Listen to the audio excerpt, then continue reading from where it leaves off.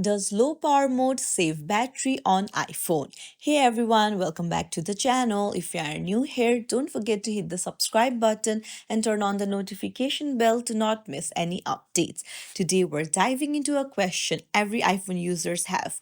Does low power mode actually save battery? Let's break it down. So to toggle on the low power mode, you need to go to your settings, then go to battery and then toggle on the low power mode. You'll notice that the battery icon turns yellow. This mode limits certain features to help extend your battery life. In the short term, low power mode is super effective. It reduces background app refresh, lowers screen brightness, and even sets your auto lock to a maximum of 30 seconds. All these changes help you squeeze out more battery percentage when you need it most. But what about long term?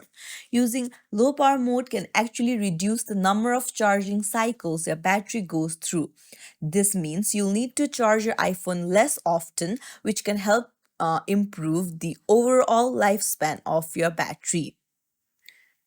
So, when should you use low power mode? It's perfect for those times when you're running low on battery and need to make it through the day. Just remember, it's a great tool, but it's not a permanent solution.